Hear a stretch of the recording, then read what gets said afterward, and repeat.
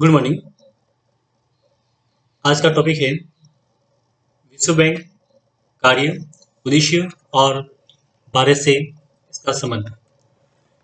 द्वितीय विश्व युद्ध के बाद यूरोप के पुनर्निर्माण में मदद करने के लिए 1944 में अंतर्राष्ट्रीय पुनर्निर्माण एवं विकास बैंक (IBRD) का गठन किया गया था। द्वितीय विश्व युद्ध में विश्व की तमाम अर्थव्यवस्थाएं चौपट हो गई थी, उनको भारी नुकसान हुआ था। इसलिए उनके पुनर्निर्माण हेतु क्षतिगत अर्थव्यवस्थाओं के निर्माण हेतु उनको ठीक करने के लिए एक महसूस किया गया कि अंतर्राष्ट्रीय स्तर पर एक ऐसी बैंक की स्थापना की जाए जो विश्व के सभी तमाम देश, गरीब देश, उनको आर्थिक सहायता देकर उनका पुनर्निर्माण किया जा सके, उनको सबल दिया जा सके, उनकी आर्थिक स्थिति को मजबूत किया जा सके। इसलिए 1945 में क्षतिग्रस्त हुई अर्थव्यवस्थाओं के पुनर्निर्माण पर ध्यान देने की जरूरत महसूस हुई और IBRE का गठन दिसंबर 1945 में किया गया। एक स्थान है अमेरिका का ब्रेटन वुड्स नामक स्थान पर इसका सम्मेलन किया गया और इनकी सिफारिश के आधार पर IMF अंतर्राष्ट्रीय मुद्रा कोष के साथ में वर्ल्ड बैंक की स्थापना हुई। इसी वजह से IMF और वर्ल्ड बैंक को ब्रेटन वुड्स दिन के नाम से भी जाना जाता है। IBRD ने जून 1946 में अपना काम करना शुरू किया। ये इसको कुछ खास इसकी आधार था, इसका परिचय था। अब है विश्व बैंक के उद्देश्य क्या है।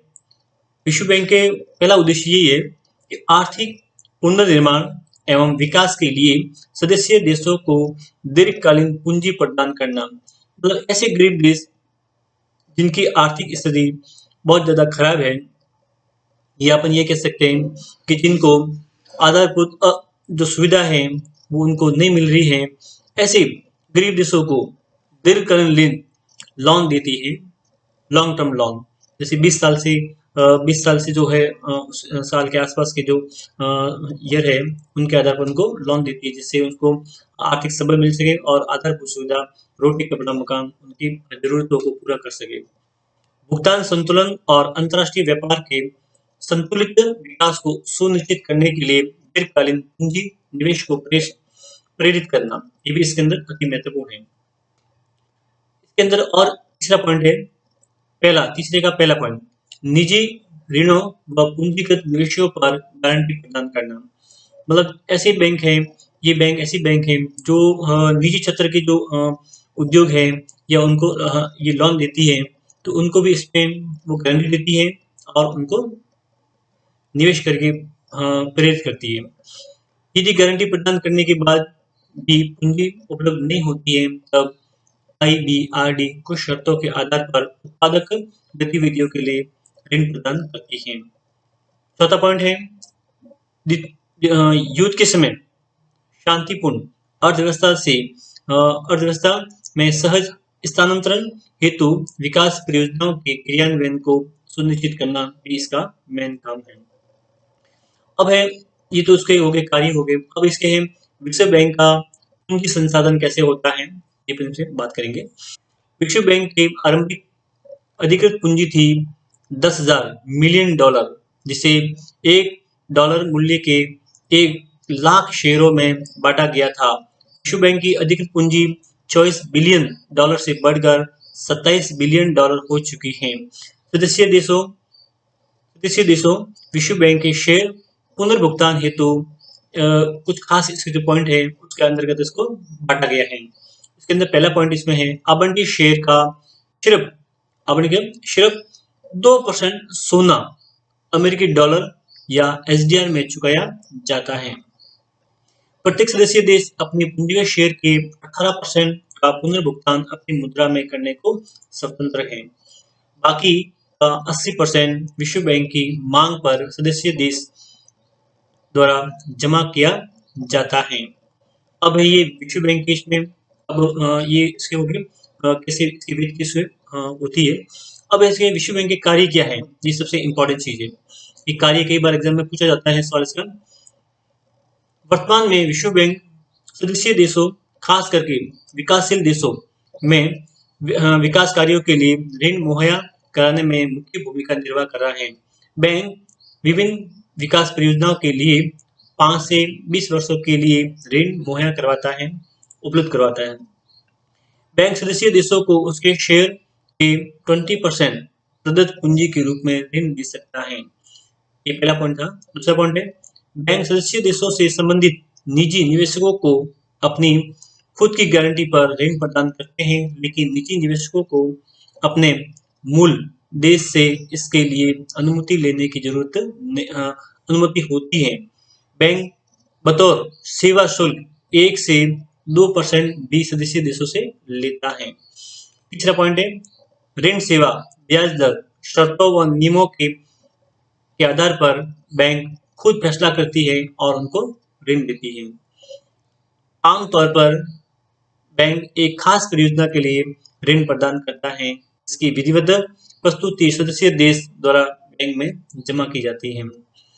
ऋण लेने वाले देश को ऋण का पुनर्भुगतान या तो आरक्षित मुद्रा या मुद्रा में मंजूर किया जाता है, जो उसमें वो चाहता है। ये इसके कुछ खास इसमें पॉइंट थे। इसके अंदर और इसमें ये बताए गए हैं कि विश्व बैंक और इसके अंदर भारत क्या है, भारत की भूमिका इसमें क्या रहती है, वो भी इसके अंदर अति महत्वपूर्ण है।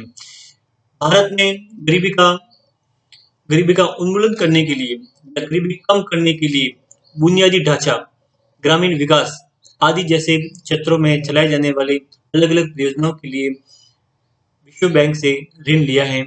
बहुत सारी योजना इसमें जो चलती है, जैसे राजस्थान के अंदर भी चल रही है, मध्य प्रदेश के अंदर भी चल रही है, यूपी में भी चल रही है। ठीक है, ये बहुत सारी इसमें योजना है गरीबी कम करने के लिए, खास करके गरीबी उन्मूलन के लिए ये परियोजना चलाती है।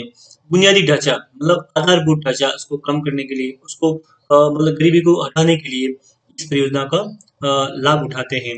ग्रामीण विकास, अभी फिलहाल जो इसमें चल रहा है वर्तमान के अंदर, तो बहुत सी सरकारें ये चाहती है कि ग्रामीण अर्थव्यवस्था को मजबूत किया जाए, मतलब ग्रामीण क्षेत्र के अंदर अधिक से अधिक विकास होगा तो देश का विकास होगा, क्योंकि देश की जनता 70% जो जनसंख्या है भारत की वो गाँव में रहती है, और उनका विकास होगा तो देश का विकास होने की संभावना ज्यादा होती है। इसमें अलग अलग परियोजना के लिए विश्व बैंक ऋण देती है। IDBI, ठीक है, IDA, ठीक है, से मिलने वाला पैसा भारत सरकार के लिए रियायती बाहरी ऋणों में से एक है एवं शताब्दी विकास लक्ष्यों को प्राप्त करने के लिए चलाई जाने वाली सामाजिक क्षेत्र की परियोजनाओं में इसका बड़े पैमाने पर उपयोग किया जाता है। विश्व बैंक से भारत को सबसे पहला ऋण 1948 में मिला था। कितना मिला था? 68 बिलियन, 68 मतलब 68 बिलियन अमेरिकन डॉलर दिया गया था। विश्व बैंक का मार्च 2011 तक भारत के ऊपर कुल बकाया 11.28 अमेरिकन डॉलर, ठीक है, कितना था?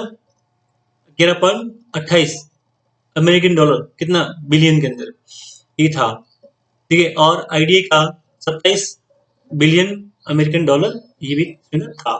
अब इसके अंदर कुछ खास अपन बात करते हैं, इसका मूल्यांकन कैसे किया जाए कि ये भारत के अंदर इसमें लोन तो दिया है, लेकिन इसमें ऋण दिया है, लेकिन इसका क्या इसके अंदर मूल्यांकन अपन किस प्रकार करेंगे कि वर्ल्ड बैंक भारत के लिए अच्छा है या नहीं है, इसके बारे में अपन बात करेंगे। तो इसके अंदर एक नया हेडिंग है, विश्व बैंक सक्रियता का मूल्यांकन भारत के संदर्भ में इस प्रकार है। विश्व बैंक ने अफ्रीका, एशिया और लैटिन अमेरिका के विकासशील देशों को अपने ऋण का 75% भाग दिया है, जबकि यूरोप के विकसित देशों को सिर्फ 25% दिया है। लेकिन फिर भी ज्यादातर देश यही मानते हैं कि विकसित देशों का विश्व बैंक के ऊपर अधिक प्रभाव है, क्योंकि ये देश इस बैंक की कुल संपत्ति में बड़े हिस्सेदार हैं। ये भी इसमें इनका कहना भी सही है कि विश्व बैंक के अंदर जो विकसित देश है, जैसे अमेरिका है, चाइना है, जापान है, फ्रांस है, ब्रिटेन है, रूस है, ये सारे देश इसके अंदर पैसा जमा करते हैं, और इसके अंदर जो गरीब देश है उनको पैसा उधार देते हैं, जिनसे उनको उनकी आर्थिक स्थिति मजबूत होगी, तो सभी देशों का विकास में शांतिपूर्ण तरीके से हो सकता है। अब ये 25% ही विकसित देशों को इसमें लोन दिया है, बाकी 75% है ऐसे गरीब देश, अफ्रीका के देश, जैसे युगांडा है, बरमूडा है, सॉरी ये अफ्रीकन जो देश है, ठीक है, उनको, कैरिबियन देश है, उनको इसमें दिया गया है। एशिया के अंदर भी बहुत सारे इसमें जो जो देश आते हैं, पाकिस्तान है, भारत है, बांग्लादेश है, श्रीलंका है, ये भी इसके अंदर इसमें जो देश आते हैं, इनमें भी इनको लोन दिया है, वो सबसे ज़्यादा है 75%। लेटिन अमेरिका के बहुत सारे देश है इसमें, इनको इसमें आर्थिक स्थिति को मजबूत करने के लिए, उनकी आधारभूत सुविधा, रोटी, कपड़ा, मकान देने के लिए उनको लोन देती है। ये मैंने आज आपको बताया है विश्व बैंक कार्य, उद्देश्य और भारत का संबंध। तो इसका कई बार इसमें 7 नंबर का सवाल आता है, विश्व बैंक के उद्देश्य जो मैंने आपको सबसे पहले बताया, उसके बाद में मैंने आपको उसके विश्व बैंक के मैंने इसके बताया आपकी उसकी पूंजी संसाधन किस प्रकार उसमें होता है, फिर विश्व बैंक के कार्य क्या है, ठीक है, और विश्व बैंक और भारत और विश्व बैंक की सक्रियता का मूल्यांकन किस प्रकार से है, तो इसका एक सवाल आता है। इस सवाल 7 नंबर का भी आता है और 15 नंबर का भी सवाल आता है। तो आपको इस सवाल को याद करना है और पढ़ना है, और इस संदर्भ में कोई आपका कोई क्वेश्चन है तो आप जरूर पूछना, मैं आपको और उसमें आपको बताऊंगा। Thank you.